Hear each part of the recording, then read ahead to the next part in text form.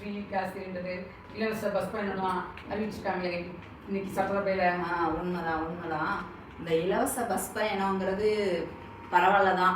அதாவது அவசியமானதுக்கு இப்போ எல்லாரும் அதாவது பெண்கள் எல்லாருமே எல்லா பஸ்லேயும் போகலான்ற மாதிரி அறிவிச்சிருக்கிறாங்க.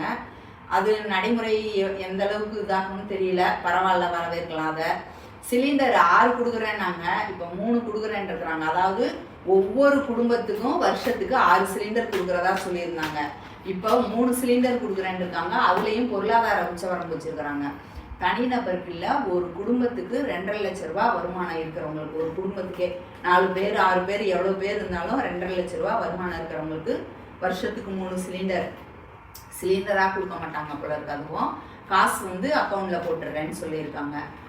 அடுத்து இதில் நீங்கள் சொல்லாத இன்னொன்று, பரந்தூர் ஏர்போர்ட்டை நாங்கள் வரவிட மாட்டோம்னு சொல்லியிருந்தாங்க இல்லையா, அதையும் சேர்த்து சொல்லியிருக்கிறாங்க. இதுதான் வரவிட போறதுல கைவிடுறோம்னு சொல்லியிருக்காங்க. இதுதான் ரொம்ப முக்கியமான ஒரு விஷயம். ஏன்னா நமக்கு ஒரு வேலை கிடைச்சதுன்னா நமக்கு வேண்டியதை நம்மளே வாங்கிக்க முடியும். ஆனா ஒரு இடத்துல இப்ப ஏர்போர்ட் வருது அப்படிங்கும்போது, ஏன் ஏர்போர்ட் வருதுன்னா தொழில் மயம் அதிகமாயிருச்சு, தொழிற்சாலைகள் அதிகமா இருக்கு. அப்படி இருக்கும்போது அதுக்கு போக்குவரத்து வசதி எல்லாம் இருக்கும்போது தான் யாரும் ஈஸியா போக முடியும் அப்படிங்கிறதுக்காக. வெளிநாட்டுல வெளிமாநிலம் எல்லாத்துக்குமே, ஏன்னா நேரங்கிறது அவ்வளவு முக்கியமா இருக்கு இப்ப எல்லாம். அப்படி இருக்கும்போது அதை கைவிடுறாங்க.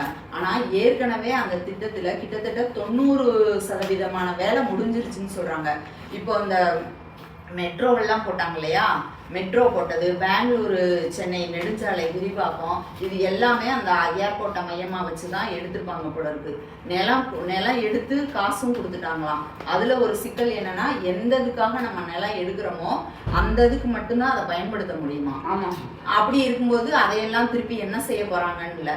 இப்போ நமக்கு இங்கே ஒரு சிக்கல் என்னன்னா, ஏர்போர்ட்டை விரிவாக்கம் பண்ணுறேன்னு இருக்காங்களா, அனகாபுத்தூர் அது இது அப்படின்னு சொல்லிட்டு அங்கே ஒரு கிராம மக்கள் எதிர்ப்பு தெரிவிக்கிறாங்க. அவங்களுக்கு அரசு நிலம் எவ்வளவோ இருக்கு இல்லையா.